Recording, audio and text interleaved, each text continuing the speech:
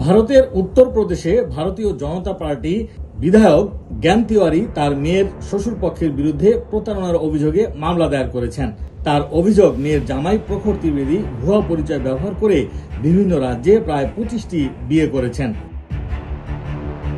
Police জানিয়েছে, ঘটনার তদন্তে অনুজ ত্রিবেদী ও তার ছেলে প্রখর ত্রিবেদীকে গ্রেফতার করা হয়েছে। সেবাতা কেন্দ্রের এই বিধায়ক গেল 6 আগস্ট তার মেয়েকে সঙ্গে নিয়ে পোস্ট করা একটি সোশ্যাল মিডিয়া ভিডিওতে একই অভিযোগ তোলেন। রেউসা থানায় দায়ের করা মামলায় এজাহার অনুযায়ী 2024 সালে তিওয়ারির মেয়ে প্রজ্ঞার সঙ্গে মিশ্রিখের চন্দ্রওয়ালের বাসিন্দা অনুজ ত্রিবেদীর ছেলে প্রখর ত্রিবেদীর বিয়ে হয়।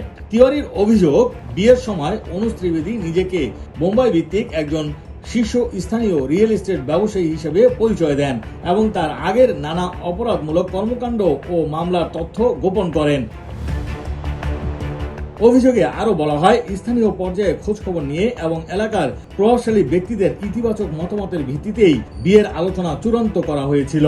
তবে বিয়ের প্রায় 2.5 বছর পর সামাজিক যোগাযোগ মাধ্যম ও অন্যান্য সূত্র থেকে প্রখর ত্রিবেদীর অপকর্মের কথা জানতে পারে কনের পরিবার।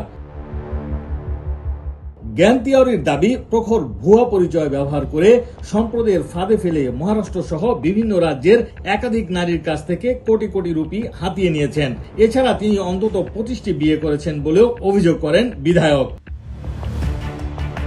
বিজেপি বিধায়ক জানান, ঘটনা জানার পরপরই অভিযুক্ত পরিবারের সঙ্গে সমস্ত সামাজিক ও ব্যক্তিগত সম্পর্ক ছিন্ন করে মেয়েকে বাড়িতে ফিরিয়ে এনেছেন তিনি। এই ঘটনায় তার পরিবার চরম মানসিক নিপীড়নের শিকার হয়েছে। এতে একজন জনপ্রতিনিধি হিসেবে সমাজে তার ভাবমূর্তি ক্ষুণ্ণ হয়েছে। পুলিশ জানিয়েছে, বিধায়কের লিখিত অভিযোগের ভিত্তিতে রেউসা থানা পুলিশ অনুজ ত্রিবেদীর বিরুদ্ধে প্রতারণা মামলা দায়ের করে আইনি প্রক্রিয়া শুরু করেছে। সোশ্যাল মিডিয়া ভিডিওতে তিওয়ারি দাবি করেন, তার পরিবার প্রতারণার শিকার হয়েছে। অভিযুক্ত অনুজ ত্রিবেদীর মৃত্যুদণ্ড সহ সর্বোচ্চ শাস্তির দাবি জানান তিনি।